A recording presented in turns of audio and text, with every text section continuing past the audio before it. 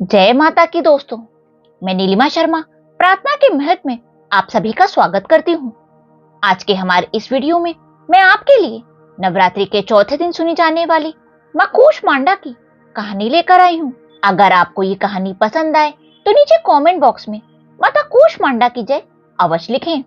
हिंदू पंचांग के अनुसार अश्विन माह के शुक्ल पक्ष की चतुर्थी तिथि को नवरात्रि का चौथा दिन होता है।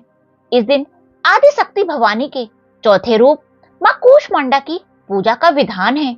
नवरात्रि के 9 दिन माता के 9 रूपों की पूजा की जाती है। नवरात्रि के चौथे दिन देवी के कूष्मांडा रूप को पूजा जाता है। अपनी मंद और हल्की मुस्कान के द्वारा ब्रह्मांड को उत्पन्न करने के कारण देवी को कूष्मांडा नाम से अभिहित किया गया था। जब सृष्टि नहीं थी और चारों तरफ अंधकार ही अंधकार था, तब इन्हीं देवी ने अपने हास्य से ब्रह्मांड की रचना की थी। इसलिए इन्हें सृष्टि की आदि शक्ति या आदि स्वरूपा कहा गया है। इन देवी की 8 भुजाएं हैं, इसलिए ये अष्ट देवी कहलाईं। इनके 7 हाथों में कमंडल, धनुष, बाण, कमल, पुष्प, अमृत कलश, चक्र तथा गदा हैं तथा 8वें हाथ में सभी सिद्धियों को देने वाली जप माला है।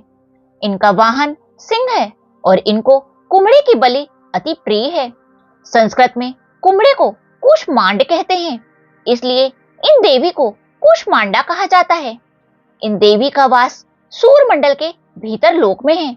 सूर्य लोक में रहने की क्षमता केवल इन्हीं में है, इसलिए इनके शरीर की कांति और प्रभा सूर्य की भांति दीप्तिमान है। इन्हीं के तेज से 10 दिशाएं अवलोकित हैं। ब्रह्मांड की सभी वस्तुओं और प्राणियों में इन्हीं का तेज व्याप्त है। अचंचल और पवित्र मन से नवरात्रि के चौथे दिन इन देवी की पूजा आराधना करनी चाहिए। इससे भक्तों के रोगों और शोकों का नाश होता है तथा इससे आयु, यश और आरोग्य भी प्राप्त होता है। यह देवी अति अल्प भक्ति और सेवा से प्रसन्न होकर आशीर्वाद देती हैं। सच्चे मन से पूजा करने वाले को परम पद प्राप्त होता है।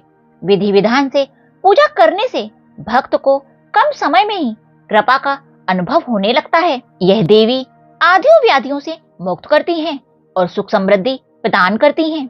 अंततः इन देवी की उपासना में भक्तों को सदैव तत्पर रहना चाहिए। माँ कूष्मांडा की पूजा विधि। इस दिन सुबह जल्दी स्नान करके स्वच्छ वस्त्र पहने, फिर माता कूष्मांडा को नमन करें और पूजा का संकल्प लें।